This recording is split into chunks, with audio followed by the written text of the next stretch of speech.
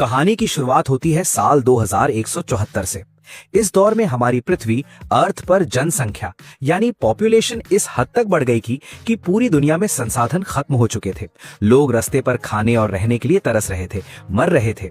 तभी दुनिया भर के वैज्ञानिक मिलकर एक ऐसा फैसला लेते हैं जो पूरी पृथ्वी को हिला कर रख देता है। वैज्ञानिक ढूंढ निकालते हैं एक नया ग्रह, प्लैनेट, जिसका नाम था टेनिस। ये ग्रह बिल्कुल हमारी धरती जैसा था, जहां जिंदगी दोबारा शुरू की जा सकती थी। अब इंसानियत को हमेशा के लिए मिटाने से बचाने के लिए एक बेहद विशाल और आधुनिक स्पेसशिप बनाया जाता है, जिसका नाम रखा जाता है एलिजियम। इस मेगाशिप में लगभग 60,000 मासूम इंसानों को बिठाया जाता है और उन्हें इस नए ग्रह टेनिस की तरफ रवाना किया जाता है।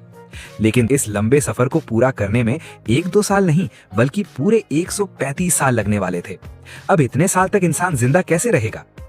इसका तोड़ निकालते हुए वैज्ञानिक एक आधुनिक तकनीक हाइपर स्लीप टेक्नोलॉजी का इस्तेमाल करते हैं और स्पेसशिप के उन 60,000 लोगों को एक गहरी नींद के बॉक्स यानी हाइपर स्लीप पॉड में सुला देते हैं, ताकि उनका शरीर 135 साल तक बिना किसी बदलाव के बिल्कुल जिंदा रहे। लेकिन इसके कई सालों बाद सीन बदलता है और हम एलिजियम स्पेसशिप के अंदर का नजारा देखते हैं। पूरा शिप अंधेरे में डूबा हुआ है, लाइट गायब है और हर तरफ एक डरावना सन्नाटा फैला है। तभी अचानक एक हाइपर स्लीप पॉड खुलता है और उसमें से एक लड़का बाहर निकलता है, जिसका नाम है कॉर्पोरल बोवर। बोवर का पूरा शरीर बुरी तरह कांप रहा है और वो सांस लेने के लिए तड़प रहा है। इतने लंबे सालों की गहरी नींद से अचानक जागने पर शरीर पर बहुत बुरा असर पड़ता है और बोवर के साथ भी वही हो रहा था। वो लड़खड़ाते कदमों से बाहर आता है और आसपास देखता है, मगर अंधेरे और सन्नाटे के अलावा उसे कुछ नजर नहीं आता। वो दौड़कर कंट्रोल रूम की तरफ जाता है, लेकिन सिस्टम को देखकर उसे कुछ समझ नहीं आता, क्योंकि दोस्तों इस वक्त बोवर पर सबसे बड़ी मुसीबत टूट पड़ी थी। उसे पोस्ट हाइपर स्लीप एमनीजिया हो चुका था, जिसका मतलब है कि लंबी नींद से जागने की वजह से वो अपनी याददाश्त खो बैठा था। उसे बहुत धुंधला धुंधला याद आ रहा था कि वो एक इंजीनियर है, लेकिन उसे ये बिल्कुल नहीं पता था कि शिप में बाकी के 60,000 लोग कहाँ हैं। बोवर परेशानी में इधर उधर देखता है।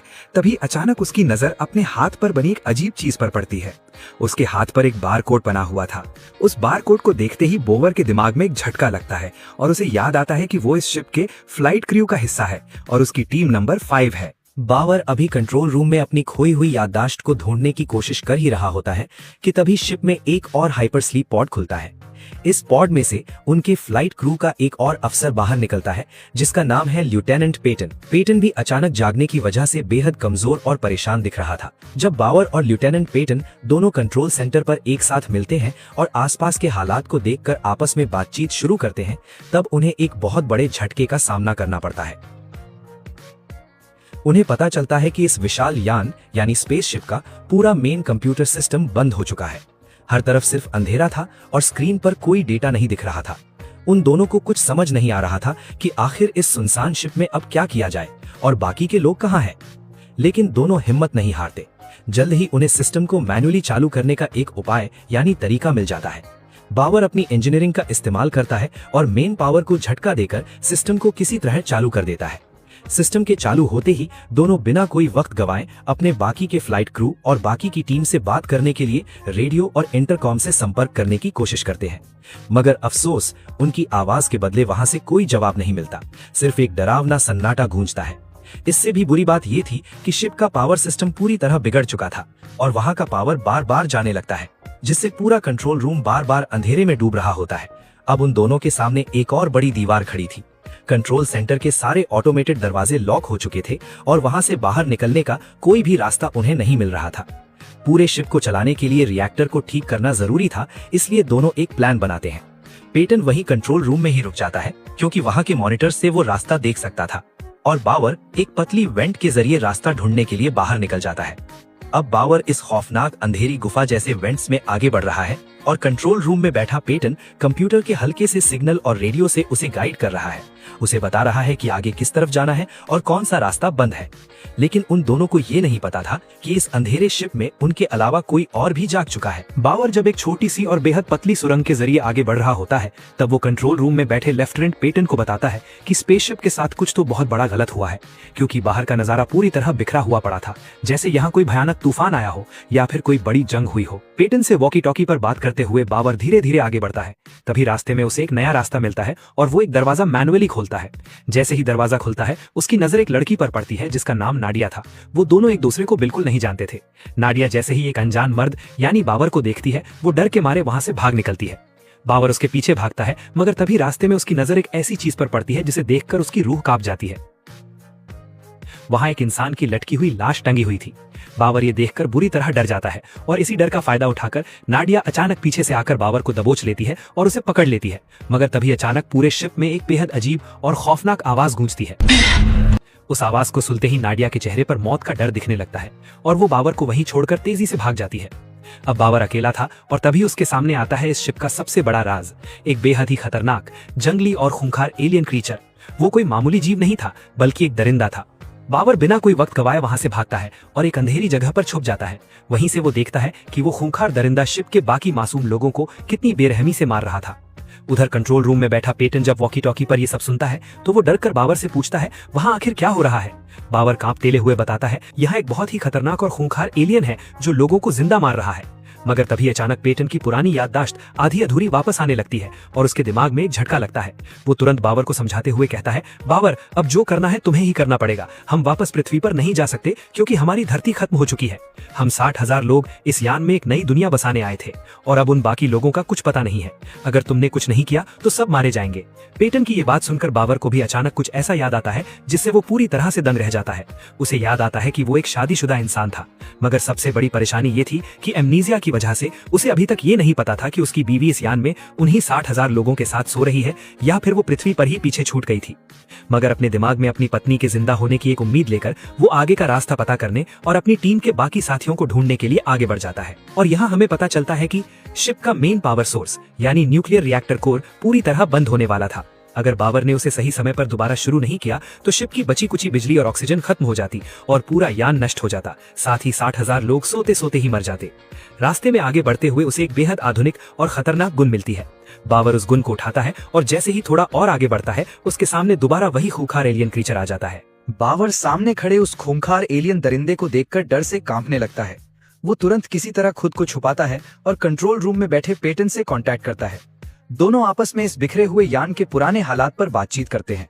पेटन उसे समझाता है कि पूरे शिप की जान इसके रिएक्टर में है, इसलिए बाबर यान को दोबारा चालू करने के लिए मेन पावर सिस्टम को रीसेट करने का रास्ता ढूंढने निकल पड़ता है। बाबर जब डर डर कर अंधेरे कॉरिडोर्स में आगे बढ़ता है तो उसे एक अजीब नजारा दिखता है। वहां एक आदमी रस्सी से उल्टा लटका हुआ था। बाबर को लगता है कि वो कोई लाश है, मगर जब वो पास जाता है तो पता चलता है कि वो आदमी अभी जिंदा था। बाबर बिना कोई वक्त गवाए उसे रस्सी काटकर नीचे उतारता है, मगर उनकी आवाज सुनकर वही खूंखार एलियन उनकी तरफ बढ़ने लगता है और इस बार कोई एक नहीं बल्कि बहुत सारे खतरनाक और खूंखार एलियन एक साथ उन पर हमला कर देते हैं। बाबर अपनी जान बचाने के लिए वहां से तेजी से भागता है। एलियंस भी उनके पीछे पूरी रफ्तार से दौड़ते हैं।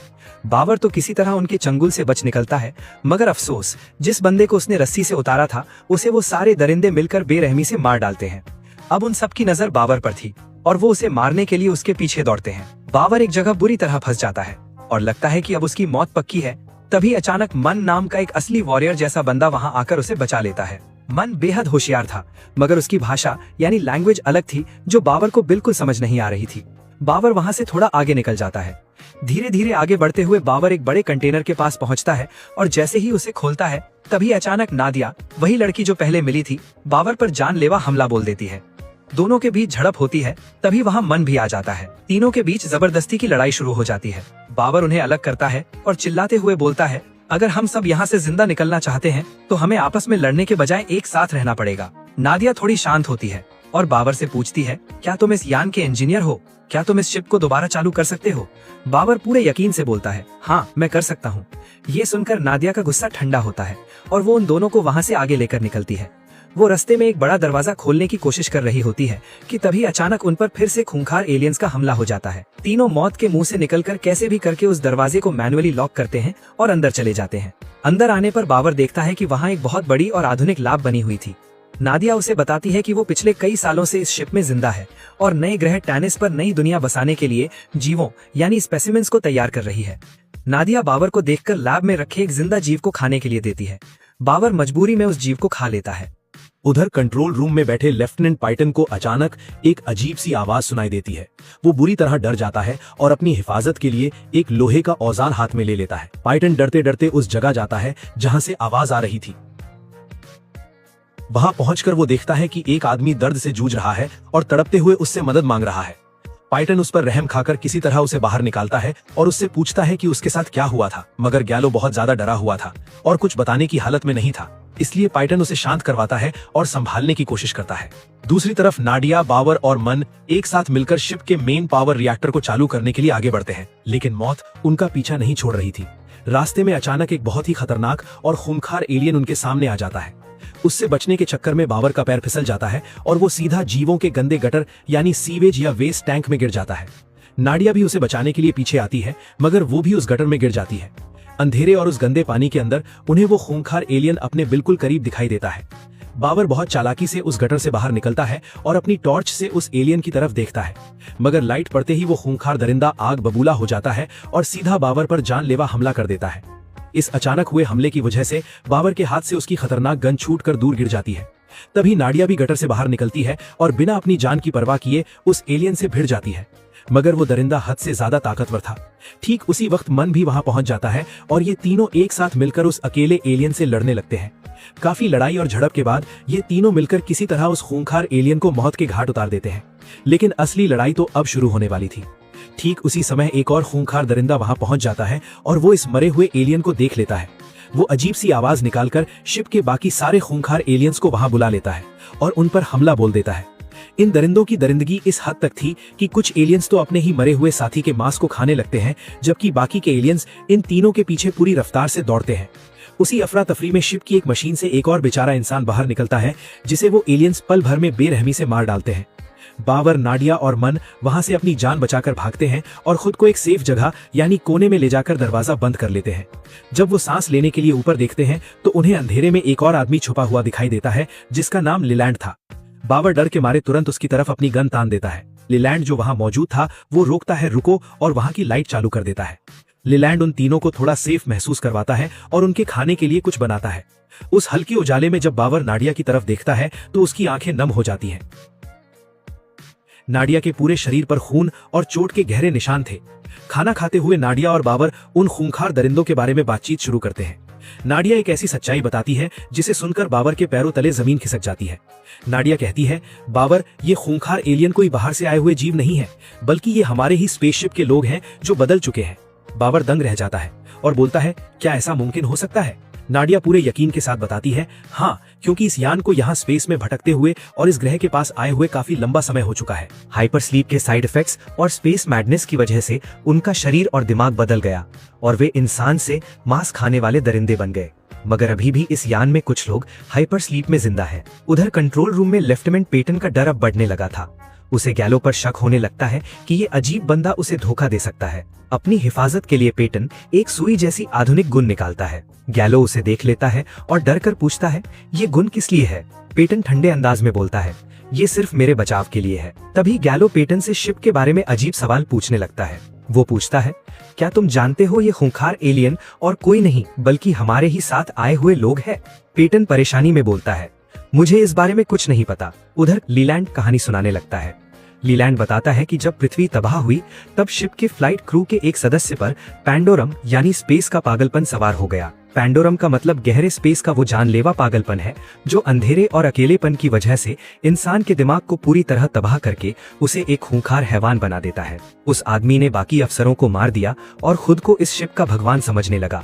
उसने सोए हुए लोगों को बाहर निकालकर उन्हें आपस में लड़ने और इंसानों का मांस खाने पर मजबूर कर दिया, जिससे ये खूंखार दरिंदे पैदा हुए। ठीक उसी समय दूसरी तरफ कंट्रोल रूम में गैलो पेटन को बिल्कुल यही कहानी सुना रहा था। गैलो की ये दास्तान सुनकर पेटन डर के मारे कांपने लगता है, लेकिन असली झटका तो अब लगता है।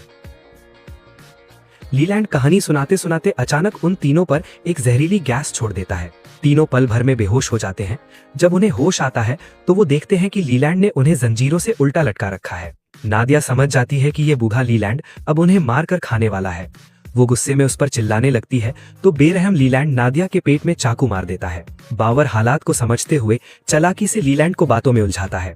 वो कहता है लीलैंड, अगर तुम हमें मार दोगे तो शिप का रिएक्टर हमेशा के लिए बंद हो जाएगा और तुम भी मर जाओगे। अगर हम साथ मिलकर पावर चालू करें तो हम सब जिंदा बच सकते हैं। लीलैंड का लालच जाग उठता है और वो बावर की बात मानकर उन्हें छोड़ देता है, मगर वो बावर की गन अपने पास रख लेता है। बावर तुरंत वॉकी टॉकी से पेटन से कांटेक्ट करता है। पेटन कहता है, बावर, हमारे पास वक्त बहुत कम है, तुम लोग जल्दी करो। अब बावर, नादिया, मन और लीलैंड चारों लोग रिएक्टर की तरफ निकल पड़ते हैं। रास्ते में उन्हें एक छोटा एलियन का बच्चा दिखाई देता है। वो बच्चा उन्हें देखकर चीखता हुआ भाग जाता है और उसकी आवाज सुनकर शिप के सारे खूंखार दरिंदे उन्हें मारने के लिए उनके पीछे दौड़ते हैं। चारों अपनी जान बचाकर एक अंधेरी जगह छुप जाते हैं।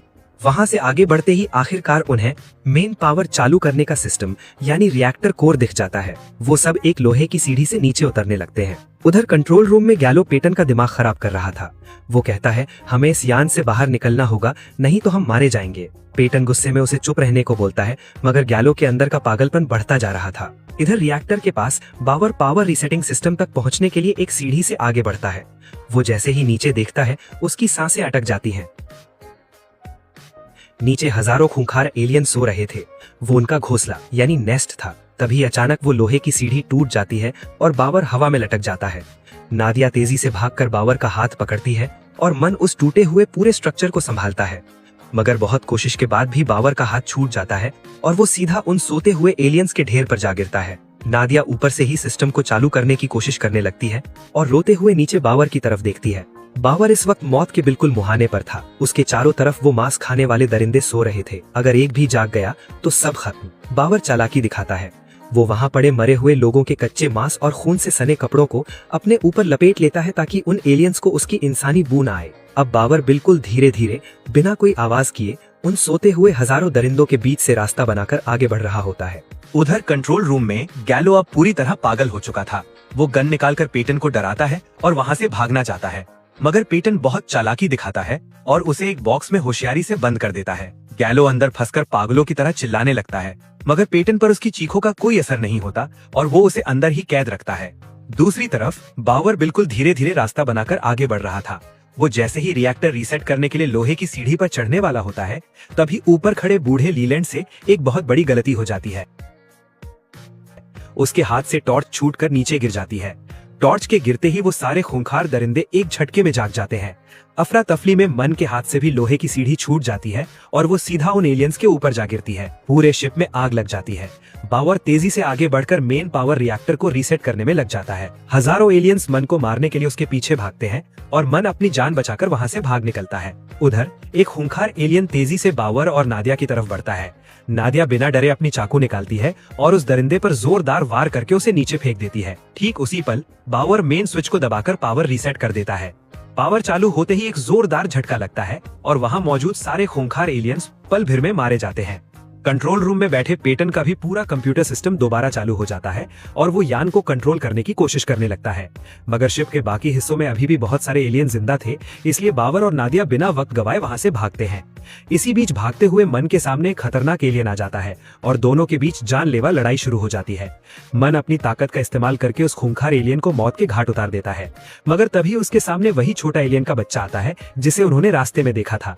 मासूम दरिंदे के बच्चे को देखकर मन का दिल पिघल जाता है और वो रुक जाता है, मगर वो कोई इंसान नहीं था। वो एलियन का बच्चा पलक झपकते ही मन पर हमला करता है और उसे बेरहमी से मार डालता है। उधर कंट्रोल रूम में एक और खौफनाक खेल चल रहा होता है। गैलो किसी तरह उस कैबिन से बाहर निकल आता है, मगर तभी एक ऐसा सच सामने आता है जो पूरे यान को हिलाकर रख देता है। जैसे ही गैलो पेटन पर हमला करता है और पेटन उसे मारने के लिए वो सुई वाली गन निकालता है, तो झड़प में वो सुई खुद पेटन को ही लग जाती है और तभी पर्दा उठता है सबसे बड़े राज से।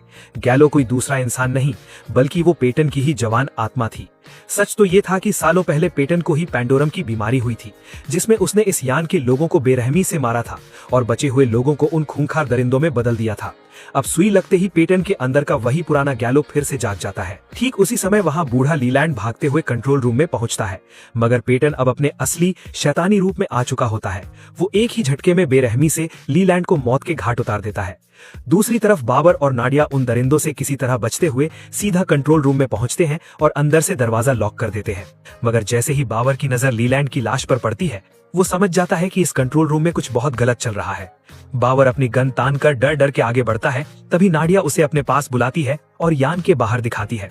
जब वो बाहर देखते हैं तो दोनों के होश उड़ जाते हैं। एलिजियम स्पेसशिप किसी खुले स्पेस में नहीं बल्कि एक विशाल महासागर के गहरे पानी में डूबा हुआ था। तभी बाबर को सामने वही पेटन खड़ा दिखाई देता है। बाबर तुरंत अपनी गन उसकी तरफ तान देता है क्योंकि पेटन का रूप अब पूरी तरह से बदल चुका था। पावर रीसेट होने की वजह से अब बाबर की याददाश्त भी तेजी से वापस आने लगी थी। पेटन बिना किसी डर के बाबर को अपनी सच्चाई बताता है कि वो कोई और नहीं बल्कि वही गैलो है जिसने इस यान में तबाही मचाई थी। ये सुनकर बाबर की बची कुची याददाश्त भी पूरी तरह वापस आ जाती है। पेटन बाबर की हालत देखकर समझ जाता है कि वो इस वक्त बहुत ज्यादा परेशान और कमजोर है। पैंडोरम बीमारी का फायदा उठाकर वो बाबर को भी अपने जैसा बनाना चाहता था। पैंडोरम कोई मामूली बीमारी नहीं है, ये गहरे स्पेस का वो जानलेवा पागलपन है जो अंधेरे और अकेलेपन की वजह से इंसान के दिमाग को पूरी तरह तबाह करके उसे एक खूंखार हैवान बना देता है। बाबर खुद को संभालती हुई आवाज में पेटन को चुप कराने की कोशिश करता है, मगर पेटन उसे लगातार अपनी बातों के जाल में फंसा रहा होता है। वो ऐसा इसलिए कर रहा होता है ताकि बाबर के पागलपन का फायदा उठाकर उसे भी एक साइको हत्यारा बना सके और दोनों मिलकर स्पेसशिप पर भगवान की तरह राज करें। बाबर पर जैसे ही पैंडोरम का असर शुरू होता है और उसका दिमाग भटकने लगता है, तभी उनके बीच नाडिया आ जाती है और वो पेटन से भिड़ जाती है, उससे लड़ने लगती है। बाबर इस दिमागी बीमारी और धुंधलेपन के बीच जूझ ही रहा होता है, तभी शिप के बाकी खूंखार दरिंदे बाहर का गेट तोड़कर कंट्रोल रूम के अंदर आने लगते हैं। बाबर उस पागलपन की हालत में ही उन दरिंदों पर अपनी गन चला देता है। गन चलने से वो दरिंदा तो वही ढेर हो जाता है, मगर उस गोली के चलने से शिप का ऑटोमेटिक सिस्टम एक्टिव हो जाता है और कंट्रोल रूम का मेन कांच टूट जाता है। शिप फटने की कगार पर पहुंच जाता है और महासागर का भयानक पानी तेजी से अंदर घुसने लगता है। बाबर तुरंत होश में आता है, नाडिया का हाथ पकड़ता है और अपनी जान बचाने के लिए वापस भागकर हाइपर स्लीप के एक कांच के बॉक्स के अंदर घुस जाता है। बाबर और नाडिया जैसे ही उस बॉक्स का दरवाजा बंद करते हैं, कंट्रोल रूम पूरी तरह से पानी से भर जाता है। बाबर बिना कोई वक्त गंवाए तुरंत इजेक्शन लीवर खींच देता है। लीवर खींचते ही वो पॉड एक मिसाइल की तरह स्पेसशिप एलिजियम से अलग हो जाता है और पानी के नीचे से ऊपर सतह की तरफ तेजी से लॉन्च हो जाता है। तभी अचानक समंदर के पानी से एक एक करके बहुत सारे एस्केप पॉड्स ऊपर आने लगते हैं। ये वही एस्केप पॉड्स थे जो शिप के ऑटोमेटिक सिस्टम एक्टिव होने की वजह से खुद ब खुद अलग हो गए थे। उन डब्बों के अंदर शिप के बाकी बचे हुए मासूम लोग जिंदा थे। बाबर और नाडिया जब बाहर देखते हैं तो उन्हें पूरा सच समझ में आता है। सच तो ये था कि ये विशाल एलिजियम स्पेसशिप पूरे 80 साल पहले ही अपने नए ग्रह टैनिस पर पहुंच चुका था और उसके समंदर में गिर गया था, मगर शिप के अंधेरे सन्नाटे और लोगों की याददाश्त चले जाने यानी अमनीजिया की वजह से पिछले 80 सालों से किसी को इस बात का पता ही नहीं चला। बाबर और नाडिया उस नए ग्रह की एक बेहद खूबसूरत और सुनहरी सुबह को देखते हैं जहां अब बचे हुए इंसानों के साथ इंसानियत की एक नई शुरुआत होने वाली थी। सारे खूंखार दरिंदे समंदर के गहरे पानी में उस पुराने शिप के साथ ही हमेशा के लिए डूबकर मर चुके थे और इसी शानदार हैप्पी एंडिंग के साथ हॉरर मूवी का अंत हो जाता है।